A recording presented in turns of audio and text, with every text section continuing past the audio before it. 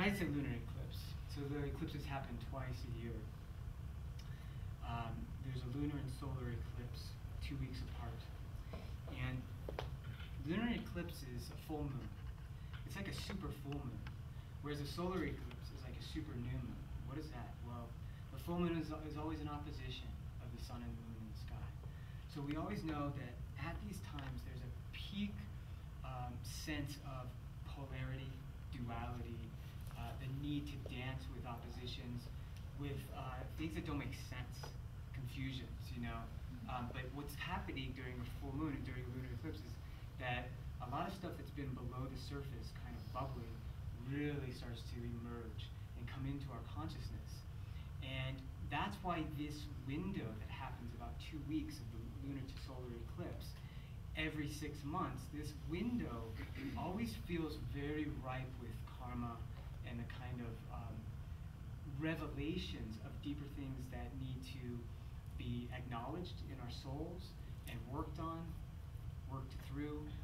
Often the lunar eclipse has a more emotional tone to it as a kind of super full moon. So there's kind of a trigger, an awareness of things that need work in our lives or need focus, need attention and intention. So all relationships are highlighted by a full moon because it's the angle of relationship. This opposition is always highlighting things that are in a sort of tension, right? This lunar eclipse takes place at a degree, 5 degrees Capricorn. And I wanted to read this. There is a symbol for every degree of the zodiac. These are called Sabian symbols. And they're like, almost like an I Ching. They're like these images, these pictures for each degree, each of the 360 degrees. And a lot of astrologers use these to bring a kind of more right brain perspective, to let your imagination roll into the stars a little bit more. And very interesting image tonight, especially for some of the dance that you'll see. And it's some men row a well-filled canoe. So you get a lot of people, an image of a lot of people there, while others in the canoe perform a war dance. So this image, it's like the warpath is like a call to action, right?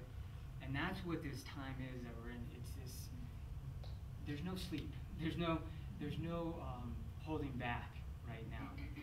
And I really want to emphasize that this eclipse triggers this call to action in us for a number of reasons. I want to demonstrate it to you here, and then we'll move it in a few minutes. What's happening is that, so I painted a picture of the horoscope, the zodiac, picture of the sky, the wheel in the sky. So this is what we would say is like Mother Earth's chart, because the Earth would be Libra rising, Aries on the descendant, and Capricorn on the root, Cancer up top. Why? Because the midheaven is basically, this point up top here is the great path of mastery, or what one is recognized for. The Earth herself is known as the Great Mother, the Universal Mother. So that's why Cancer, the Universal Mother archetype, the caring, the nurturing, the empathic one, this is what the Earth does for us. She cares for us. She gives us life. She's up here at the top of the chart. And the Earth is constantly wearing the mask or performing the role, that's the ascendant, of Libra, maintaining homeostasis, maintaining balance. So that's her work in the world. Whereas humanity over here is the descendant, the other beings that are, in some sense, in opposition to the Earth, but needing to balance with her. And this is represented by Aries. And at the root of the chart, opposite Cancer, is Capricorn, the sign of ambition, the struggle to achieve. And what we have going is that every one of these angles, which mark the beginning of the seasons, right? Here, Libra begins, of course, the autumn equinox. Capricorn begins winter. The spring equinox in Aries, and summer solstice, which we just had in Cancer. So what we have happening is today, this weekend, this last week, next week, we have this incredible alignment happening, and it will be aligned all summer, but there are these peak moments, these kind of peak undulations.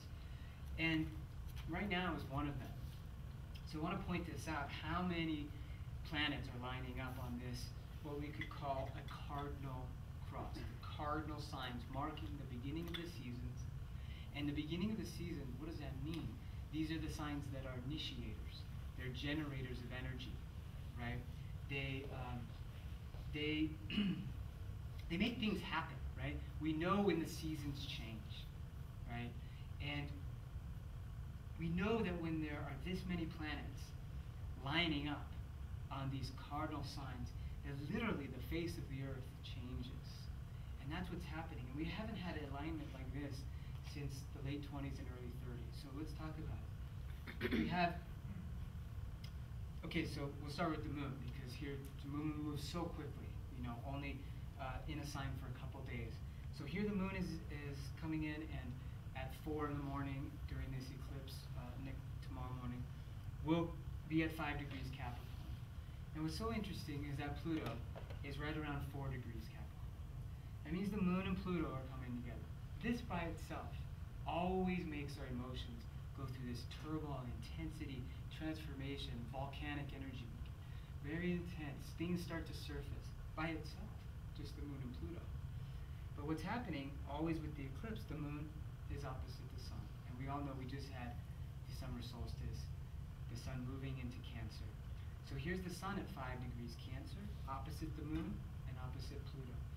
Meanwhile, Mercury is very close to the sun, the planet of communication, perception, what we're thinking about, how we're reading the world, and our life force. So here we have this massive opposition here, okay? And then this, which is going to be in effect for the next couple of years, is what is forming this cross. So let's talk about this. Here's Saturn. Now Saturn is the taskmaster. Saturn's got the whip. He said, you must do this. You must focus on this. You have to get responsible for this, right? We all know Saturn return is a challenging time in many of our lives. We're around 29, 30. And Saturn is here just about, right at the end of Virgo. He's just about stepping into Libra. So he's just a few degrees from this exact cross. He'll be there exact in late July and early August. But he is in effect right now. So Saturn is in Libra here. And then over here, we just had this movement at the end of May. At the same time, Jupiter and Uranus going into the sign of Aries, the first sign of the zodiac. Now, Uranus hasn't moved into Aries in 84 years. Jupiter every 12 years will move into the same sign. They come together every 14 years. So we have Jupiter and Uranus opposite Saturn. Jupiter and Uranus squaring Pluto and the moon today. Jupiter and Uranus squaring the sun and Mercury. Saturn squaring the sun. Okay, this is a lot. Right? This is a lot of energy.